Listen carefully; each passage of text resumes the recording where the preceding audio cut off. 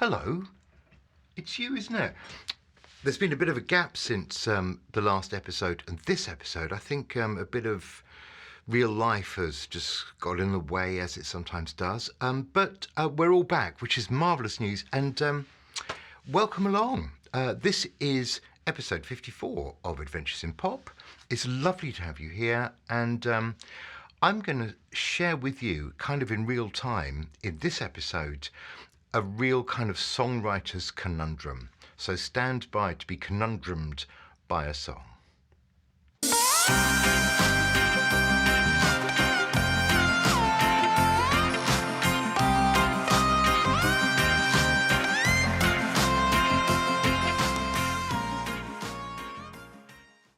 Okay, I'll tell you what's going on. Look, I know you well enough now to kind of tell you the details. I've got a new song kind of on the go. That in itself is not a particularly extraordinary fact, but I've hit an interesting problem, and I'm not quite sure how to resolve this. So I'm going to kind of share it with you. I'm not going to ask you to solve it for me, because I think I have to do that myself. But I'll at least explain, because I think this is the kind of thing that could happen to any songwriter at any time. And you've got to have the discipline when it happens to kind of do something about it. And I think that's what I'm fighting. I think I know that I've got to do something, and I don't really want to, but I have to. So here's the problem. I've been writing some songs this year, just in the last few weeks, that I'm trying to make some different noises. I'm trying to use different sounds, just try and change up the palette a little bit, and kind of keep a bit of sonic interest, so that you don't slip into a kind of a routine where things generally sound too samey. So I'm always looking for something that's going to bring a spark and a bit of inspiration and all that kind of stuff. So anyway, there I was putting a new song together, and basically I had a verse and a chorus, and it was kind of going okay. The verse was already beginning to sound a little bit unusual. I was singing it in a slightly different way, using a deeper voice, and the song is a kind of a wry look at. It's a bit of a true story, actually. A wry look at my first date with my current partner, which was an unusual and strange thing. So I just thought, oh, that'd be fun to do.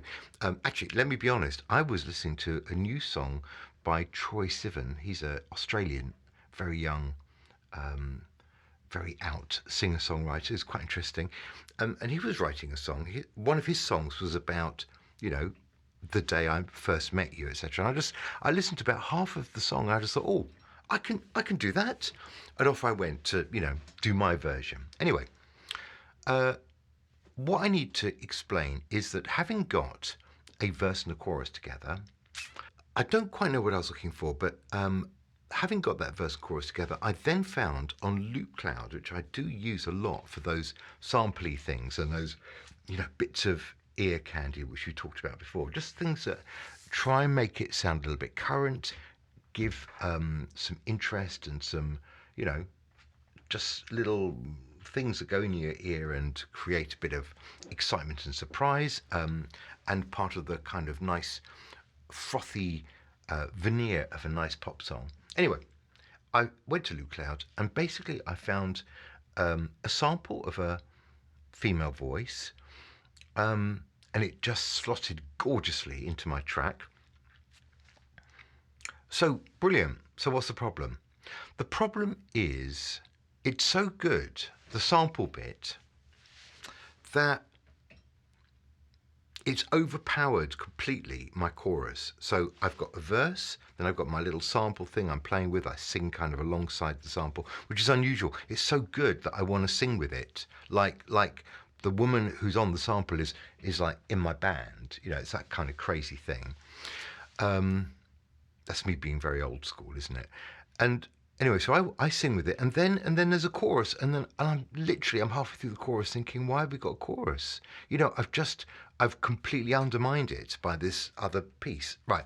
So look, I'm going to have to play these bits to you and let you see what I mean. So I'll play you a little bit of the verse. I'll play you then a little bit of the chorus as it was, and then I'm going to hit you with this sample thing, which I have to say blew my mind, and it's upending the song. It means that I have to approach the song in a different way. And my question really to you or to me is, do I need to take my old chorus out? And I'll tell you what I've done in just a moment. Let's have a listen. Okay, the verse is a bit like this. It was a Monday morning, not the normal time for a very first date. But we met on a Monday morning for coffee at 8:30. A couple of hours, really. All right, and my original chorus went something like this. You said, shoot for the stars and you may reach the moon.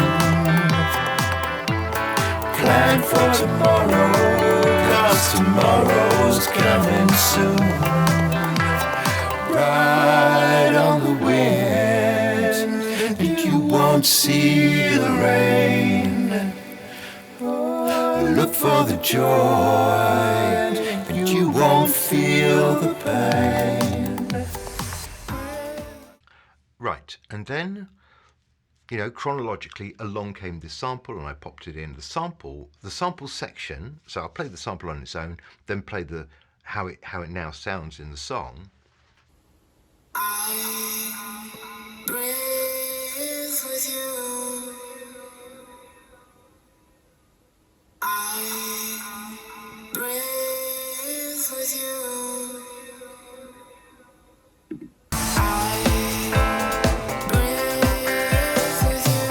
I breathe with you.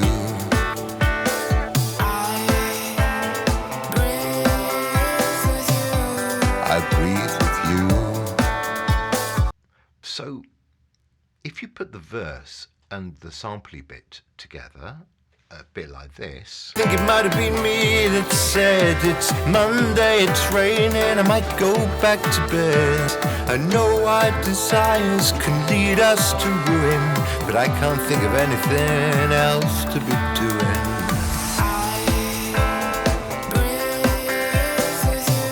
I breathe with you.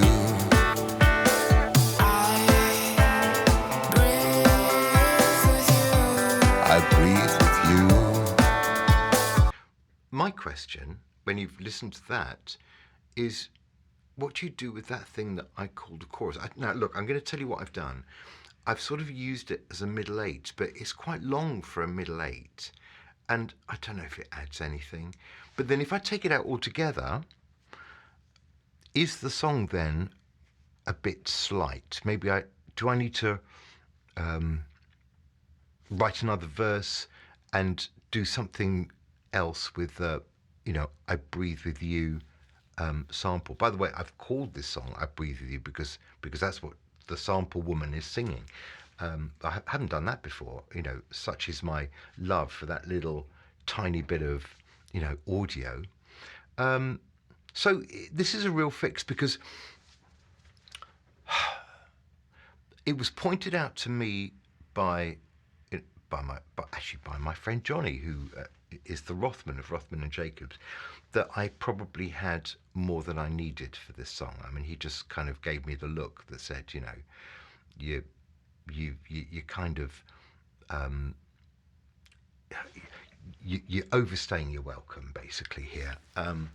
So he's right, and for a while, I'm fighting against taking it out, but I can see that I certainly don't need to have it twice, which is what I had it before, because it was a chorus. I probably would have had it 3 times. So I'm going to have it maybe once, but then I really have to consider maybe just taking it out altogether and just having maybe another verse instead and going back into I Breathe With You. This is about discipline and about the judgment of what the best bits are that people are going to like, because there's no good refining your song down to a couple of bits by taking out the best bits. You've got to keep the best bits in now. That's the whole point, and work with that. So, look, it's not an easy one. I'll let you know how this goes, and I do like the song, so I hope one day, I don't know if it'll be on the next album or the one after that, you'll hear it. Okay, thank you for bearing with me on that. It's been a real struggle. And it's not over yet. I haven't quite worked that one out, but I will let you know, as I say. So what next?